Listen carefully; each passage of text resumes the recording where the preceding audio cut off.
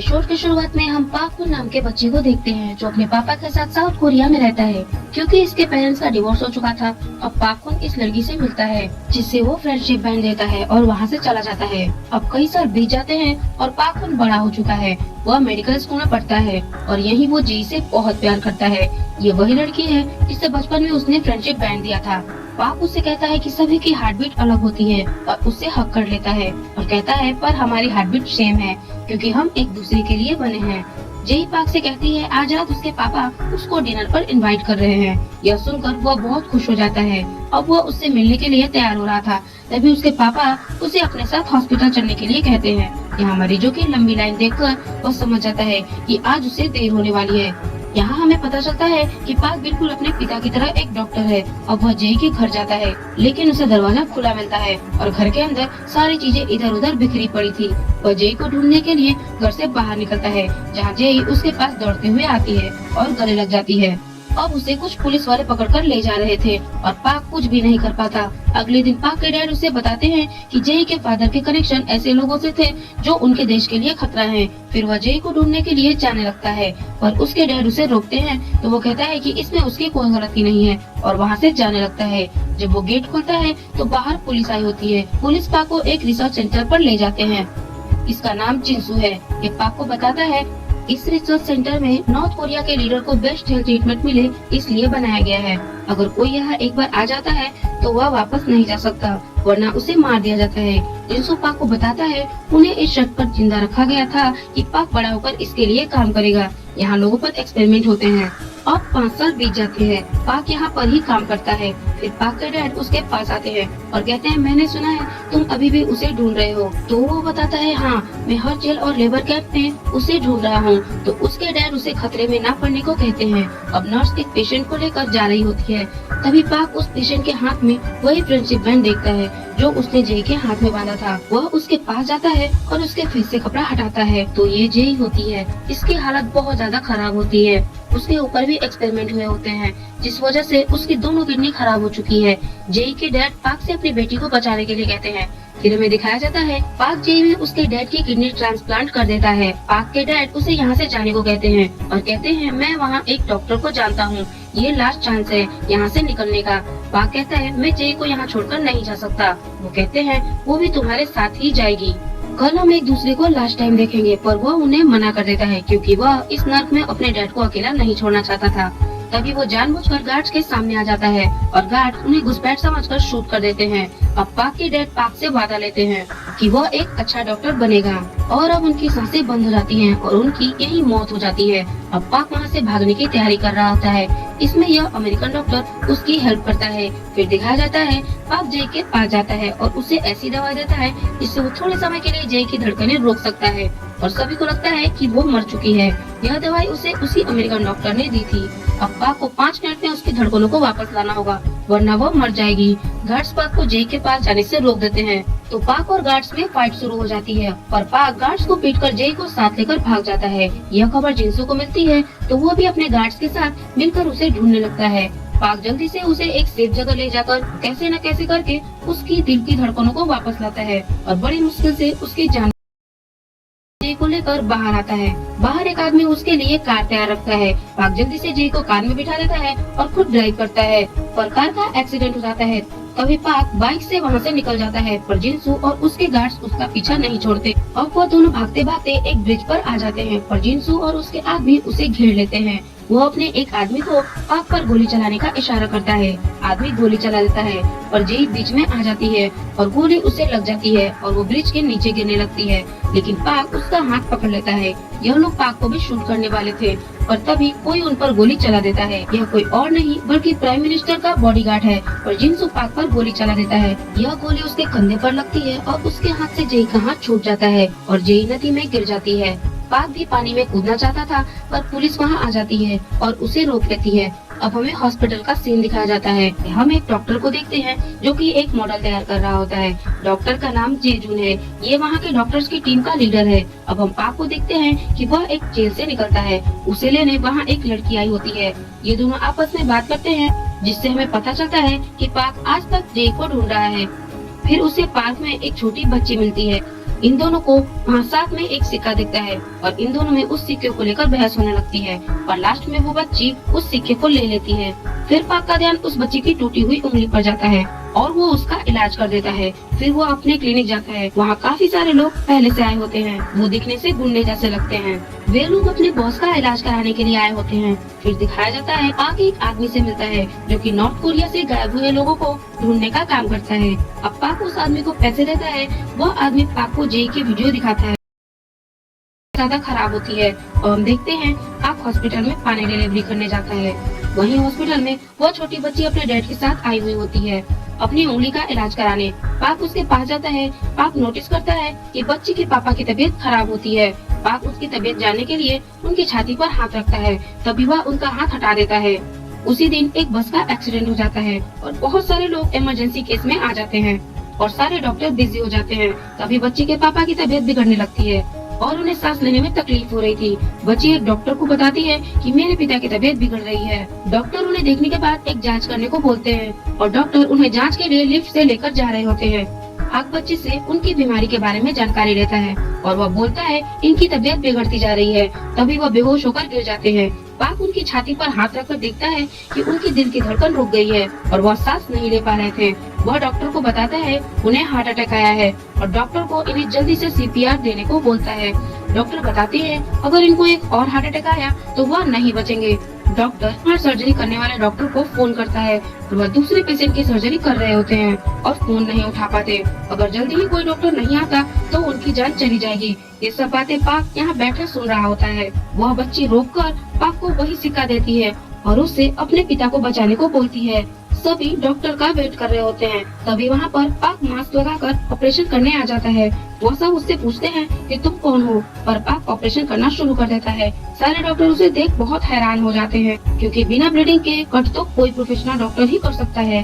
तभी professional doctor operation की तैयारी करने के लिए डॉक्टर को बोलते हैं। डॉक्टर ऑपरेशन रूम में पहले से ही ऑपरेशन होता देखती है और वो पाक को ऑपरेशन रोकने के लिए बोलती है और पाक नहीं रुकता क्योंकि अभी पेशेंट की जान बचाना बहुत ही जरूरी होती है और ऑपरेशन करना कंटिन्यू रखता है। ऑपरेशन होने के बाद डॉक्टर उसे ढूंढती है पर पाक इन सबसे छुपकर भागने लगता है। पाक अपनी पानी की बोतल लेकर जा ही रहा होता है तभी उसके पैसे गिर जाते हैं और वो उसे जैसे ही उठाने के लिए झुकता है तभी डॉक्टर सिहोन उसके पास आ जाती है और उसे पकड़ लेती है और उससे बोलती है तुमने बिना इजाजत के ऑपरेशन करा है, तुम पर केस होगा। और तभी यहाँ उसी पेशेंट की तबीयत बिगड़ने लगती है और डॉक्टर सिहोन को फोन आता है और उसकी कंडीशन को कंट्रोल करने के लिए डॉक्टर जेजून और पाक एक ही दवाई देने को बोलते हैं। यह सुनकर डॉक्टर सिहोन काफी हैरान हो जाती है और वहाँ पर डॉक्टर जेजून भी आ जाते हैं। वो बताते हैं कि तुम्हारे ऐसा करने से तुम्हारा लाइसेंस भी रद्द किया जा सकता है और उनके पास पाक की डिटेल भी थी कि उसको 2 साल पहले ही डॉक्टर की डिग्री मिली है और वह पाक को जाने देते हैं और वह जा रहा होता है कि तभी उसकी पार्टनर जो पानी सप्लाई का काम करती है, इसका नाम चेन है, वो इसे हॉस्पिटल में मिलती है।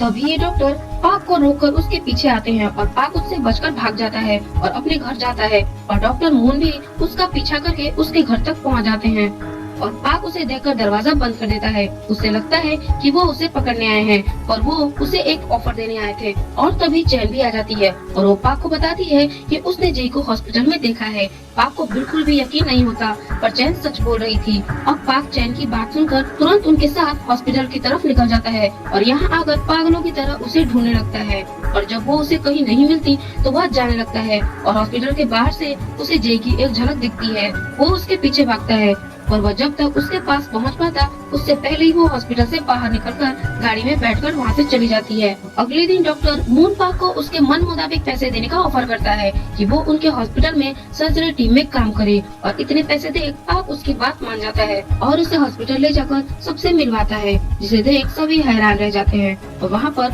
उससे कुछ सवाल पूछे जाते हैं। जब उससे पूछा जाता है कि वह किस कॉलेज से ग्रेजुएट है तो वह नॉर्थ कोरियाई के कॉलेज का नाम बताता है। यह सुनकर सभी लोग बहुत हैरान और परेशान हो जाते हैं क्योंकि वो नॉर्थ कोरिया का रिफ्यूजी है और सभी वहाँ से बाहर चले जाते हैं और मून भी उसकी बेइज्जती करके उसे जाने को बोल देता है। फिर इस हॉस्पिटल के चीफ उसकी काबिलियत को देखकर मून को उसे अपनी टीम में शामिल करने को बोलते हैं और दूसरे दिन मून पाक के पास जाकर उसे और ज्यादा पैसे देकर टीम ज्वाइन करने को बोलता है। वो हॉस्पिटल को ज्वाइन कर लेता है। तभी हमें दिखाया जाता है कि हॉस्पिटल में एक बूढ़ी औरत को लाया जाता है जिसे कैंसर है। जो सुhyun की माँ थी। पर यह बात किसी को पता नहीं था क्योंकि डॉक्टर सुhyun की माँ उसे बचपन में ही छोड़कर चली गई थी। अब उस बूढ़ी औरत की सर्जरी करने को जे जून से बोला जाता है और वह यह कहकर मना कर देते हैं कि सर्जरी के दौरान उनकी मौत हो जाएगी। और पाक सुhyun की माँ का फॉर्म देखता है तो उन्होंने बीमार होने से पहले डीएनआर साइन करा है। इसका मतलब है अगर उनकी धड़कन रुक जाए तो उन्हें सीपीआर ना दिया जाए, उन्हें मरने दिया जाए। रात को सुhyun की माँ की तबीयत बहुत खराब होने लगती है और सबके मना करने के बाद भी पाक उन्हें बचाना चाहता है और उन्हें सीपीआर देने लगता है और उन्हें शॉक देकर उनकी धड़कन को वापस ले आता है। इसके बारे में सुhyun को पता लगता है तो वह पाक पर बहुत ज्यादा नाराज होती है क्योंकि वो बहुत दर्द सह रही थी और अब और दर्द वो नहीं चाहती थी। फिर उसने पूछा कि तुमने उनको क्यों बचाया। वो इस दर्द से मुक्ति चाहती थी। फिर पाक उस औरत के हाथ में वही रेड बैंड देखता है जो उसने जे को बचपन में दिया था। वह उसके पुराने रिकॉर्ड से उनके पुराने डॉक्टर के बारे में जानने की कोशिश करता है और कॉल भी करता है पर उसे कुछ पता नहीं चल पाता और पाक ठान लेता है कि वह उनकी सर्जरी करके उन्हें जरूर बचाने की कोशिश करेगा क्योंकि वह उनसे उस रेड ब्रेसलेट के बारे में जानना चाहता था। और अब पाक पूरी रात प्रैक्टिस करता है। प्रैक्टिस के दौरान उसे यह एहसास हो जाता है कि यह सर्जरी करना बहुत ही मुश्किल है और अगर उनकी सर्जरी की गई तो उनकी जान भी जा सकती है और वह इस सर्जरी को नहीं करेगा। फिर सुhyun उससे मिलने आती है और उसे अपनी माँ की सर्जरी करने को बोलती है पर पाक बताता है कि सर्जरी के सक्सेसफुल होने का बहुत कम चांस है कि वह बच पाए और वो ऑपरेशन करने को मना कर देता है और वह उसे वही सिक्का देकर उसकी माँ की सर्जरी करने को बोलती है।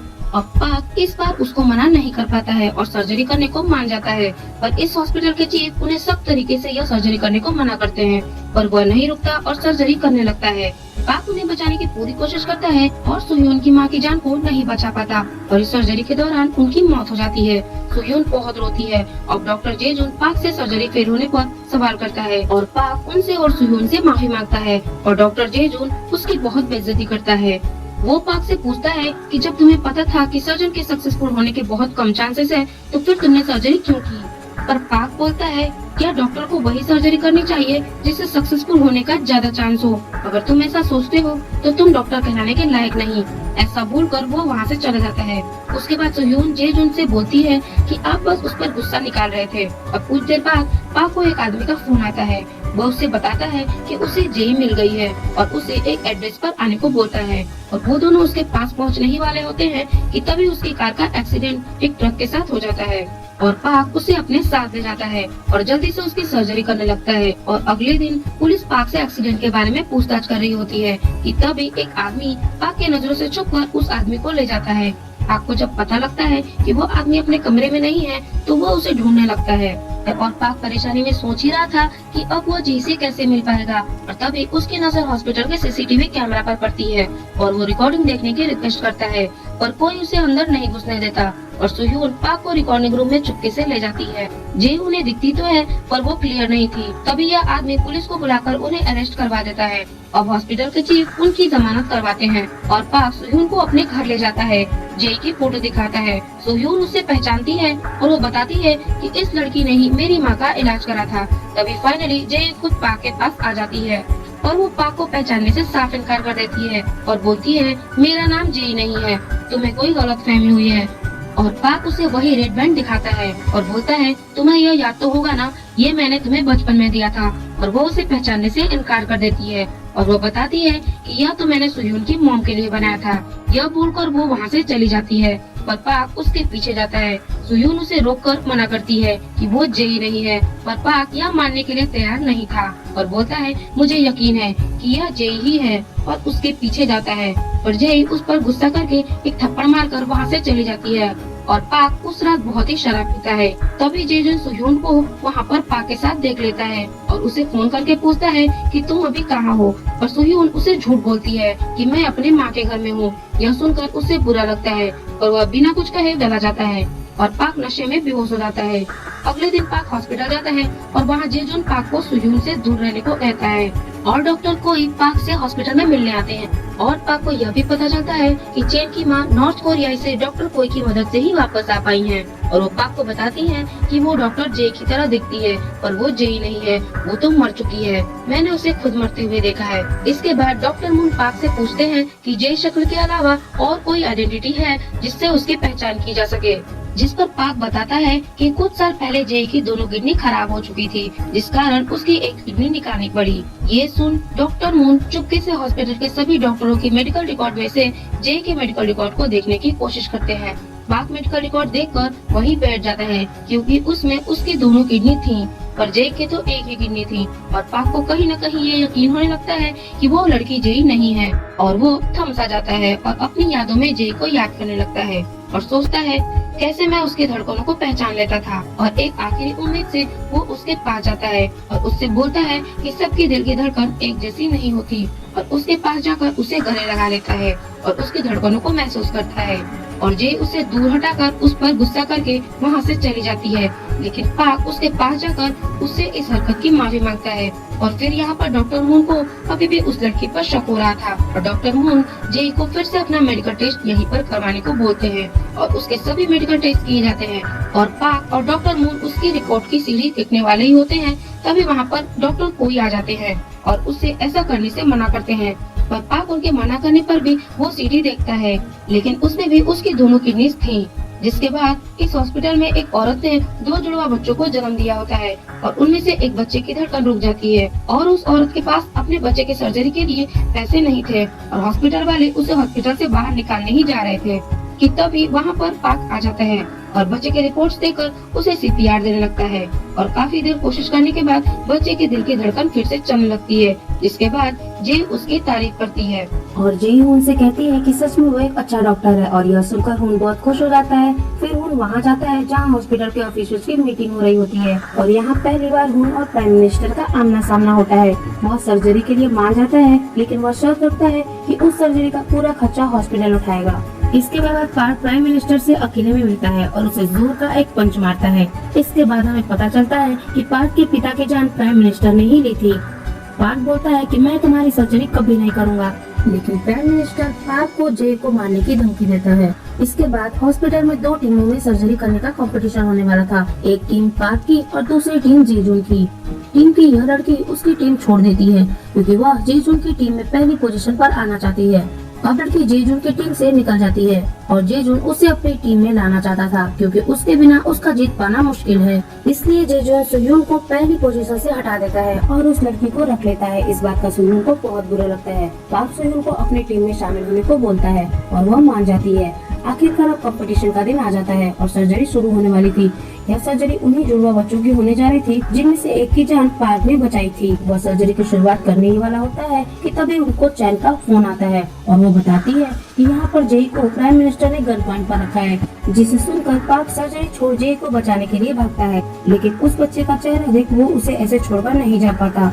यह सर्जरी दोनों टीमों के लिए बहुत जरूरी थी, क्योंकि जो टीम इसमें जीत जाएगी वो टीम ही प्राइम मिनिस्टर की सर्जरी करेगी। इस कंपटीशन को जीतना उसके लिए बहुत जरूरी था, क्योंकि इसे पार्क को उस आदमी से बदला लेने के लिए मौका मिल जाएगा। और अब यहाँ सर्जरी शुरू हो जाती है और उनकी टीम की एक सदस्य वहाँ पर नहीं थी, जिससे उन्हें कई कठिनाइयों का सामना करना पड़ा। लेकिन तभी वहाँ पर जय आ जाती है। उन्होंने जय को इसलिए भेजा ताकि पार्क जीत सके।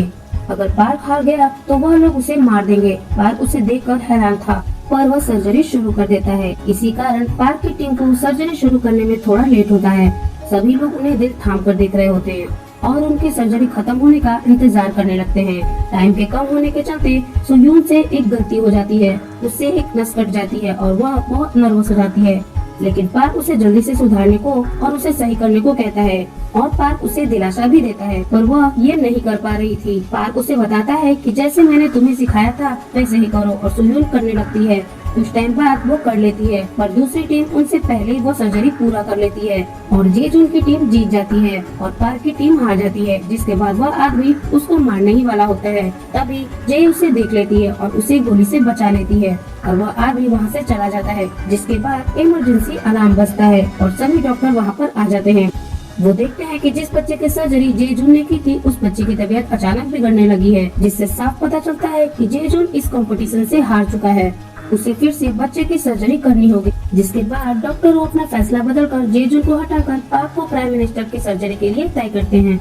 जिसके बाद पार्क जय को हर जगह ढूंढता है, पर वह उसे कहीं नहीं मिलती। वह थक कर अपने घर आ जाता है। और देखता है कि वहाँ जे उसका पहले से ही इंतजार कर रही थी। वह पार्क के पास आकर उसे बताती है कि मैं ही जे हूँ, जिसे सुनकर पार्क बहुत ही खुश होता है। अगले दिन वो हॉस्पिटल से छुट्टी लेकर पूरे दिन घूमने का प्लान बनाता है और एक साथ टाइम स्पेंड करता है। पार्क अपना प्लान जे को बताता है कि अब हम इस जहाज में छुपकर कोरिया छोड़कर चले जाएंगे, पर जेई उसे ऐसा करने से मना करती है, लेकिन पार्क उसकी बात नहीं मानता और उसे अपने साथ ले जाने लगता है। तभी यह आदमी उसके सामने आता है और कई सारे लोग उन्हें चारों तरफ से घेर लेते हैं। वे पार्क पर हमला करके उसे बेहोश करके अपने साथ ले जाते हैं। जब पार्क को होश आता है तो वह अपने आप को बंधा हुआ पाता है। वो आदमी जेई को पकड़कर उससे बोलता है कि तुम्हें प्राइम मिनिस्टर की सर्जरी करनी होगी, नहीं तो वह जेई को मार देगा। वो कहता है कि यह बात किसी को पता नहीं चलनी चाहिए कि डॉक्टर हान ही जेई है। वह आदमी इतना बोलकर पार्क को इंजेक्शन लगाकर बेहोश कर देता है, जिसके बाद हमें यह पता लगता है कि जेई इस आदमी के साथ मिली हुई है और यह सारा जेई और इस आदमी का ही प्लान था, ताकि पार्क प्राइम मिनिस्टर की सर्जरी करे। इसके बाद पार्क जब होश में आता है तो वह खुद को अपने घर के पास पाता है। पार्क वहाँ जेई को ढूंढने लगता है, पर वो वहाँ नहीं थी। पार्क को सुयोन का फोन आता है। वो पूछती है कि कहाँ हो तुम, सब तुम्हारा इंतजार कर रहे हैं। पार्क उससे पूछता है कि जेई भी वहाँ पर है। वो कहती है कि हाँ, वो भी यहीं पर है। पार्क जल्दी से वहाँ पर आ जाता है और जेई को एक तरफ ले जाकर उससे बोलता है कि चलो यहाँ से भाग चलते हैं, लेकिन जेई उसे ऐसा करने से मना करती है। जेई कहती है कि वो लोग हर समय हम पर नजर रखे हुए हैं और वह उनको भागने का साफ इनकार कर देती है। जेजुन पार्क को 2 और सर्जरी कंपटीशन करने को बोलता है और बताता है कि इन दोनों कंपटीशन में जो जीतेगा वही प्राइम मिनिस्टर की सर्जरी करेगा, लेकिन पार्क ऐसा करने से मना कर देता है। जेजुन उसे पैसे देकर प्राइम मिनिस्टर की सर्जरी छोड़ने को बोलता है, पर पार्क उसे फिर से साफ इनकार कर देता है, जिस पर जेजुन बोलता है कि तुम पछताओगे, लेकिन पार्क वहाँ से चला जाता है। जिसके बाद जेजुन पुलिस को फोन करके पार्क और डॉक्टर मून के खिलाफ कंप्लेन करता है। उन दोनों ने जेई के पर्सनल मेडिकल रिकॉर्ड को चेक करके उसे लीक किया, जिसके बाद पुलिस उनको अपने साथ ले जाती है और उनसे पूछताछ करती है। और इधर सुयोन जेई को मनाकर अपने साथ पुलिस स्टेशन चलने को बोलती है। वो दोनों यहाँ पुलिस वालों से आकर बोलती है कि वो मेडिकल रिकॉर्ड्स इनके ही हैं, क्या हम केस को बंद कर सकते हैं? जिस पर इंस्पेक्टर कहता है जिसने ये कंप्लेंट की है वही इस कंप्लेंट को वापस लेकर केस को बंद कर सकता है। तभी जेजुन वहाँ पर आ जाता है और डॉक्टर मून से कहता है यह मेरी बात ना मानने का अंजाम था, अगर तुम अभी भी मेरी बात मान लो तो मैं केस वापस ले लूंगा। डॉक्टर मून पूछता है कि कौन सी बात, तो जेजुन बताता है कि फिर से 2 सर्जरी कंपटीशन की बात। फिर डॉक्टर मून और पार्क उनकी बात मान लेते हैं और वो दोनों जेल से बाहर आ जाते हैं। पार्क हॉस्पिटल आ रहा था, तभी वहाँ हॉस्पिटल के बाहर पार्क को एक औरत दिखती है जिसका इलाज इस हॉस्पिटल में ही चल रहा है। आज वह अपने डॉक्टर से मिलने आ रही थी, तभी उसकी तबीयत अचानक बिगड़ जाती है और वो वहीं बेहोश होकर गिर जाती है। तभी पार्क उसके पास आकर उसे चेक करने लगता है और उसके दिल पर हाथ रखकर उनकी धड़कनों को समझ जाता है कि उनकी तबीयत बिगड़ गई है और इनके दिल की धड़कन कभी भी रुक सकती है। पार्क जल्दी से उसे हॉस्पिटल के अंदर ले जाता है और उसका इलाज करने वाला ही होता है। तभी वहाँ पर दूसरे डॉक्टर आकर उसे ऐसा करने से मना करते हैं और बोलते हैं कि यह हमारी पेशेंट है। वो पार्क को वहाँ से जाने को बोलते हैं। पार्क समझ जाता है कि यह लोग इस औरत के इलाज में कोई गड़बड़ कर रहे हैं। जिसके बाद पार्क उसी औरत की फाइल्स देख रहा होता है। तभी पार्क से मिलने उसी औरत का पति आता है और पार्क से कहता है कि डॉक्टर मेरी पत्नी के बारे में सही कुछ नहीं बता रहे हैं। पार्क उनके डॉक्टर से मिलता है और उन्हें बताता है कि उनकी सर्जरी करनी होगी, पर वो डॉक्टर कहता है कि वो बिना सर्जरी के ठीक हो जाएंगी। वो डॉक्टर पार्क को बोलता है कि यह हमारे वार्ड की पेशेंट है, तुम इसमें मत पड़ो। पार्क अपनी टीम के साथ उस औरत की सर्जरी करने के लिए ऑपरेशन थिएटर में तैयारी करने लगता है। दूसरे ऑपरेशन थिएटर से जेजुन पार्क को देखता है। पार्क सर्जरी शुरू करने ही वाला होता है कि तभी वही डॉक्टर वहाँ पर सभी के साथ आ जाता है और उसे सर्जरी करने से रोकते हैं। वहाँ पर जेजुन भी आ जाता है। डॉक्टर मून उस डॉक्टर को पकड़कर वहाँ से बाहर ले जाता है। जेजुन पार्क से पूछता है कि यहाँ क्या हो रहा है, तो पार्क कहता है कि मुझे सेकंड राउंड के लिए पेशेंट मिल गया और पार्क इसकी सर्जरी करने के लिए जेजुन से कहता है कि तुम इस पेशेंट की सर्जरी करके उसको बचा लो और सेकंड राउंड को जीत जाओ। जेजुन पहले कुछ सोचता है और फिर सर्जरी करने को मान जाता है। तो दोस्तों आज की वीडियो यहीं पर खत्म होती है और आगे की स्टोरी हम अगले वीडियो में कंटिन्यू करेंगे। तो वीडियो को लाइक करो और सब्सक्राइब वाले बटन का पार्क स्टाइल में सर्जरी करो या फिर डॉक्टर जे के स्टाइल में चीफाड़, मुझे नहीं पता, बस सब्सक्राइब हो जाना चाहिए क्योंकि आपके सपोर्ट की हमें बहुत ज्यादा जरूरत है। तो मिलते हैं इस अमेजिंग सीरीज के अगले वीडियो में, तब तक के लिए टेक केयर और गुड बाय।